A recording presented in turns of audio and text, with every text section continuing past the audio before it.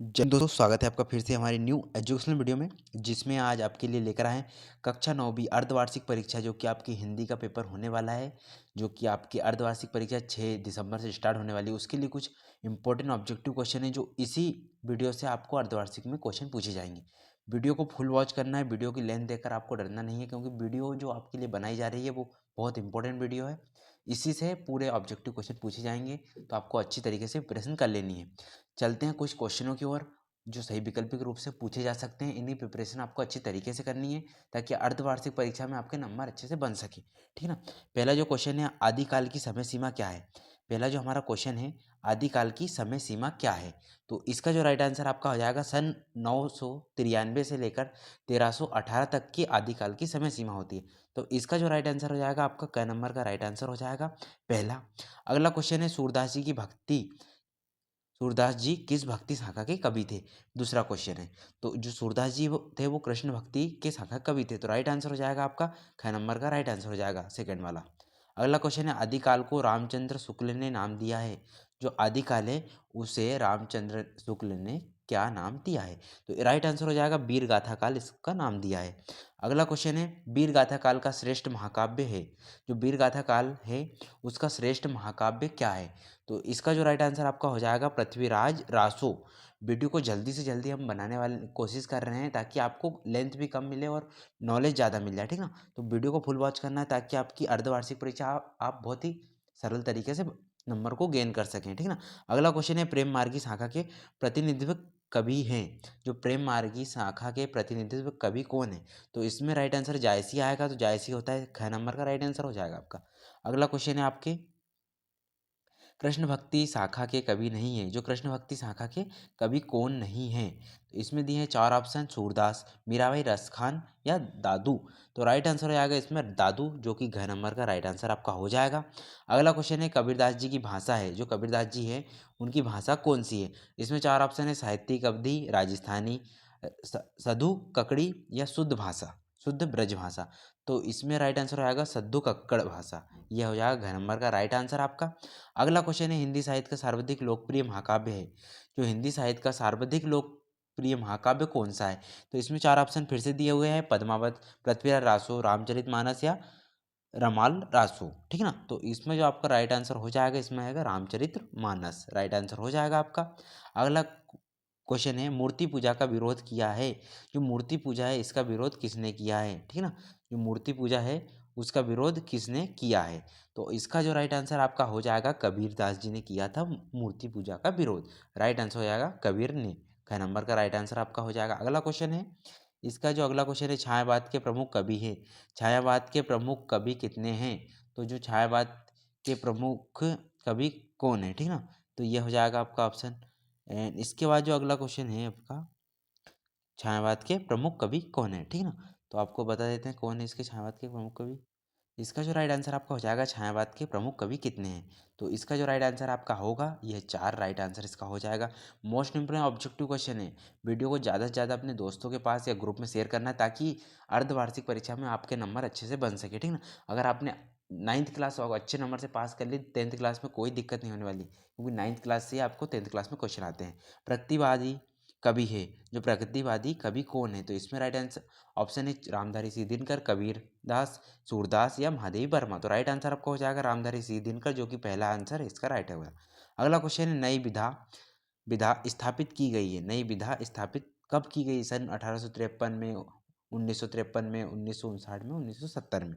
तो इसका जो राइट आंसर आपको हो जाएगा, पहला ऑप्शन राइट आंसर है, 1953 में की गई है। तो पहला इसका राइट आंसर ये आपका ख नंबर का राइट आंसर हो जाएगा 1953 में। अगला क्वेश्चन है, रसखान ने कवि काव्य रचना की है। जो रसखान है उन्होंने काव्य रचना किस भाषा में की। तो राइट आंसर हो जाएगा ब्रज भाषा, इसका राइट आंसर है आपका। अगला क्वेश्चन है, कबीरदास जी की आयु पाई थी। कबीरदास ने आयु पाई थी। कबीरदास जी ने आयु कितनी पाई थी। 120 वर्ष की आयु कबीरदास जी ने पाई थी। अगला क्वेश्चन है, कबीर को वाणी वेदनापूर्ण लग रही थी। कबीर को वाणी वेदनापूर्ण किसकी लग रही थी। तो इसमें फिर से चार ऑप्शन है, इसका राइट आंसर है आपका कोयल की लग रही थी। ठीक ना। अगला क्वेश्चन है आपके, स्वर्ण किरण रचना है। जो स्वर्ण किरण रचना किसकी है? तो इसमें 4 ऑप्शन है, कबीरदास जी, सुमित्रा नंदन पंत, रसखान, इनमें से कोई नहीं। तो राइट आंसर आपका हो जाएगा इसमें सुमित्रा नंदन जो पंत है उनकी रचना है स्वर्ण किरण। अगला क्वेश्चन है, ग्रामीण जीवन पूर्ण रूप से आश्रित होता है, जो ग्रामीण जीवन होता है या ग्रामीण होते हैं वो पूर्ण रूप से आश्रित किस पर होते हैं? कारखानों पर, कृषि पर, सरकारी नौकरी पर, इनमें से कोई नहीं। तो राइट आंसर है ग्रामीणों में कृषि पर निर्भर लोग रहते हैं, ठीक ना। राइट आंसर ये हो जाएगा। मेघा आय रचना है, जो मेघा आय वो रचना किसकी है? तो मेघा आय रचना किसकी है? तो इसका राइट आंसर हो जाएगा सर्वेश्वर दयाल सक्सेन की। राइट आंसर है ग नंबर का राइट आंसर हो जाएगा आपका। अगला क्वेश्चन है, सुमित्रा नंदन पंत के काव्य में इनके शब्दों की प्रधानता होती है। जो सुमित्रा नंदन पंत हैं उनके काव्यों में शब्दों की प्रधानता कौन कौन से शब्दों की प्रधानता होती है? तो इसमें दिए गए हैं संस्कृत शब्दों की, फारसी शब्दों के, या उर्दू शब्दों की, या इनमें से कोई नहीं। तो इसका राइट आंसर हो जाएगा संस्कृत शब्दों की। ऑप्शन नंबर का राइट आंसर आपका हो जाएगा। इसका जो अगले क्वेश्चन है आपके, कुछ खालिस्तान से रिलेटेड क्वेश्चन है जो आपके इंपॉर्टेंट हो सकते हैं। पहला क्वेश्चन है, खालिस्तान को हिंदी साहित्य का स्वर्ण युग माना गया है। तो खालिस्तान को हिंदी साहित्य का स्वर्ण युग माना गया है, तो किस काल को स्वर्ण युग माना गया है? तो राइट आंसर हो जाएगा आपको भक्ति काल को स्वर्ण युग माना गया है, ठीक है ना। ये हो जाएगा आपका भक्ति काल। राइट आंसर आपका हो जाएगा। अगला क्वेश्चन है, चंदरबाई प्रसिद्ध कवि है। चंदर वरदाई प्रसिद्ध कवि है, कौन से काल के प्रसिद्ध कवि हैं? तो राइट आंसर हो जाएगा आपका वीरगाथा काल। ये आपका ऑप्शन, आपके इस पेपर में कुछ पैटर्न चेंज हो सकता है, इसमें ऑप्शन हट जाएंगे, तो आपको अच्छे से प्रिपरेशन करनी है इन क्वेश्चनों की, ठीक ना। अगला क्वेश्चन है, भक्ति काल का प्रारंभ सन खालिस्तान से माना गया है। वीरगाथा काल का प्रारंभ कब से माना गया है? तो 1318 से माना गया। राइट आंसर आपका हो जाएगा। अगला क्वेश्चन है, ज्ञान मार्गी भक्ति धारा के प्रतिनिधित्व कवि कौन है? ज्ञान मार्गी भक्ति धारा के प्रतिनिधित्व कवि कौन है? तो राइट आंसर हो जाएगा ज्ञान मार्गी कबीरदास जी थे। अगला क्वेश्चन है, मोहम्मद जायसी का खालिस्तान बहुत प्रसिद्ध महाकाव्य मोहम्मद मलिक जायसी ने पद्मावत लिखा था, तो इनका राइट आंसर हो जाएगा पद्मावत। ये आपका राइट आंसर हो जाएगा। आपको लेखकों के साथ उनकी रचना को भी याद करनी है, ताकि अगर रिक्त स्थान में आते हैं तो आपको अच्छे से पता होने चाहिए, क्योंकि इंपॉर्टेंट ऑब्जेक्टिव क्वेश्चन है ये भी, जो आने वाले हैं आपके अर्धवार्षिक परीक्षा के लिए, ठीक ना। अगला है, खालिस्तान ने बात्सल्य का कोना कोना झाँका है। किसने बात्सल्य का कोना कोना झाँका है? तो इसमें ऑप्शन दिए गए तुलसीदास जी या सूरदास जी। तो राइट आंसर आपका हो जाएगा सूरदास जी ने बात्सल्य का कोना कोना झाँका है। अगला क्वेश्चन आपके जो आने वाले हैं वो है आपके छायावादी छायावादी कवि कौन से हैं, ठीक ना। तो इस अगला क्वेश्चन आपको बता देते हैं कौन से हैं आपके। अगला है, मलिक मोहम्मद जायसी काव्य धारा के प्रमुख कवि है। जो मलिक मोहम्मद जायसी है वो कौन सी काव्य धारा के प्रमुख कवि है, ठीक ना। तो इसका जो राइट आंसर हो जाएगा, प्रेम मार्गी काव्य धारा के कवि थे मलिक मोहम्मद जायसी। अगला क्वेश्चन है आपका, प्रगतिवादी कविता को खालिस्तान के समाजवाद से प्रभावित है। किसके समाजवाद से प्रभावित है प्रगतिवादी कविता? तो कार्ल मार्क्स से प्रभावित है। राइट आंसर हो जाएगा। अगला क्वेश्चन है, छायावादी कविता के प्रमुख विशेषता बताइए। अब इसमें विशेषता पूछनी है, इसमें किस शब्दों की विशेषता रहती है? तो इसमें अलंकारों की विशेषता थी। राइट आंसर आपका हो जाएगा। अगला क्वेश्चन है, नई कविता की प्रमुख विशेषताएं हैं। जो नई कविता है उसकी प्रमुख विशेषताएं क्या है? तो इसका जो आपका राइट आंसर हो जाएगा, हम बता देते हैं इसका राइट आंसर। इसका राइट आंसर है अनुभव प्रधान। राइट आंसर हो जाएगा।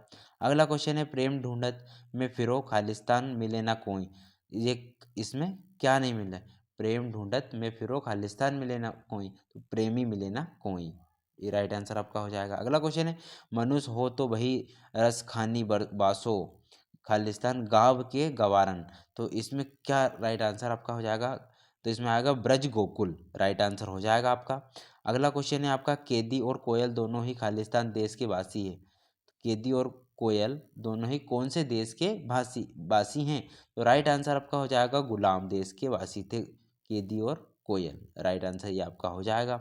इसका जो अगला क्वेश्चन आपके आने वाले हैं वो एक वाक्य में शब्द जो कि आपके अर्धवार्षिक परीक्षा में पूछे जा सकते हैं उनसे रिलेटेड है, तो इनको भी अच्छे तरीके से आपको प्रिपरेशन करनी है। पहला क्वेश्चन है आपका है, सूरदास जी ने किसकी बाल लीलाओं का वर्णन किया है? जो सूरदास जी है उन्होंने किसकी बाल लीलाओं का वर्णन किया था? तो इसमें राइट आंसर हो जाएगा कृष्ण जी जो थे उनकी बाल लीलाओं का वर्णन किया था, तो इसमें आएगा कृष्ण की। राइट आंसर हो जाएगा आपका कृष्ण की। अगला क्वेश्चन है, भक्ति काल की राम भक्ति शाखा के प्रमुख कवि हैं। भक्ति काल के राम भक्ति शाखा, राम भक्ति रामायण किसने लिखी? तुलसीदास जी। तो मतलब तुलसीदास इसका राइट आंसर हो जाएगा। तो इसका आपको जाएगा तुलसीदास जी, ठीक ना, राइट आंसर होएगा तुलसीदास जी, ठीक ना। ये आपका इंपॉर्टेंट ऑब्जेक्टिव क्वेश्चन है। अगला है बीजक किसी रचना है, बीजक किसकी रचना है, कैसी रचना है, किसकी रचना है, ठीक ना। तो राइट आंसर आपको हो जाएगा इसमें कबीरदास जी की रचना है बीजक। तो ये हो जाएगा कबीर की रचनाएं थी। अगला क्वेश्चन है सगुण भक्ति की कितनी शाखाएं होती है, जो सगुण भक्ति होती है उसकी कितनी शाखाएं होती है। तो राइट आंसर इसका हो जाएगा आपका 2। इंपॉर्टेंट ऑब्जेक्टिव क्वेश्चन है, ये पूछे जा सकते हैं, इसलिए हमने आपको ये क्वेश्चन निकाल कर लेकर आए हैं। भक्ति काल के नाम का आधार क्या है, भक्ति काल के नाम का आधार क्या है, तो इसमें है भक्ति की भावना की प्रधानता है, इसमें इसके लिए भक्ति काल नाम पड़ा था। तो इसमें हो जाएगा भक्ति की प्रधानता, ठीक ना, भक्ति की भावना की प्रधानता, ठीक ना। इसमें हो जाएगा आपका भावना की प्रधानता। ये आपका इंपॉर्टेंट क्वेश्चन है। इसका जो अगला क्वेश्चन है, वीर गाथा काल में किस काव्य शैली की प्रमुखता है, जो वीर गाथा काल है उसमें किस काव्य शैली की प्रमुखता है, तो इसमें प्रबंध काव्य की प्रमुखता है वीर गाथा काल में। तो राइट आंसर हो जाएगा आपका प्रबंध काव्य है, राइट आंसर हो जाएगा आपका। ये इंपॉर्टेंट ऑब्जेक्टिव क्वेश्चन है। अगला क्वेश्चन है छायावाद के प्रमुख 4 स्तंभ कौन कौन है से हैं, जो छायावाद है उसके 4 स्तंभ कौन कौन से हैं, ठीक ना। तो इसमें आपको राइट आंसर बता देते हैं, छायावाद के 4 स्तंभ कौन है, मतलब लेखकों के बारे में पूछ रहे हैं, ठीक ना। तो छायावाद में कौन कौन से लेखक थे उनके बारे में आपको बताना है। तो पहला जो थे सुमित्रा नंदन पंत जी से, पहला है सुमित्रा नंदन पंत। अगला क्वेश्चन है महादेवी वर्मा। इसके बाद है सूर्यकांत त्रिपाठी जी, ठीक ना।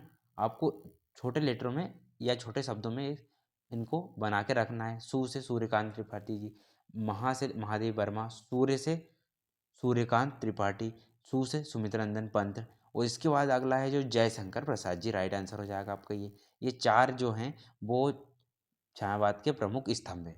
अगला क्वेश्चन है इसके बाद, अगला क्वेश्चन है प्रलय सजन रचना किस कवि की है, प्रलय सृजन रचना किस कवि की है। तो इसमें राइट आंसर आपका आ जाएगा सुमित्रा नंदन पंत जी, ठीक ना। तो राइट आंसर हो जाएगा सुमित्रा नंदन पंत जी।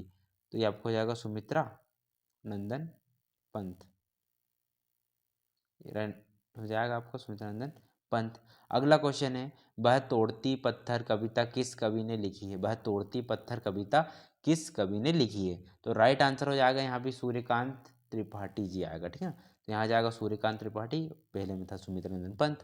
तो राइट आंसर हो जाएगा सूर्यकांत त्रिपाठी, राइट आंसर हो जाएगा। अच्छे से प्रिपरेशन करनी है ताकि अर्धवार्षिक परीक्षा में आपसे कोई गलती ना हो, ठीक है ना। आपके ऑब्जेक्टिव क्वेश्चन की प्रिपरेशन पूरी कंप्लीट हो जाएगी इसी वीडियो के तहत। अगला क्वेश्चन है नई कविता की कोई एक विशेषता बताइए। तो नई कविता की क्या विशेषता हो सकती है, तो इसमें क्षण का महत्व था, शिल्पगत नवीनता थी और बौद्धिकता थी। तो इसमें होगा पहला क्षण क्षण का महत्व, ठीक ना, क्षण का महत्व, ये हो जाएगा आपका। इसके बाद था इसका हो जाएगा शिल्पगत नवीनता, नवीनता। इसके बाद जो अगला है इसमें आपका हो जाएगा, इसके बाद है बौद्धिकता, ठीक ना। तो इसमें हो जाएगा आपका राइट आंसर बौद्धिकता, ठीक ना, बौद्धिकता, ये हो जाएगा आपका पूरे ऑब्जेक्टिव क्वेश्चन। इन क्वेश्चनों से ही आपके पूछे जाने वाले क्वेश्चन हैं, जो कि आपको ऑब्जेक्टिव क्वेश्चन रिक्त स्थान है एक वाक्य शब्दों में पूरे टोटल हो चुके हैं, जो कि अर्धवार्षिक परीक्षा के लिए इंपॉर्टेंट है। तो मिलेंगे इसी वीडियो तरह इंपॉर्टेंट वीडियो के साथ, तब तक के लिए जय हिंद जय भारत। और चैनल को अगर आप नए हो चैनल को सब्सक्राइब करना है और बेल आइकन को ऑल पे सेट करना है, ताकि इंपॉर्टेंट क्वेश्चन आपको पेपर से पहले पहले अगर और आते हैं तो आप तक सबसे पहले पहुंचे, ठीक ना। वीडियो को जरूर आपको शेयर करना है दोस्तों के पास और वीडियो को लाइक जरूर करना है, ठीक ना। मिलते हैं अगले वीडियो में, जय हिंद जय भारत।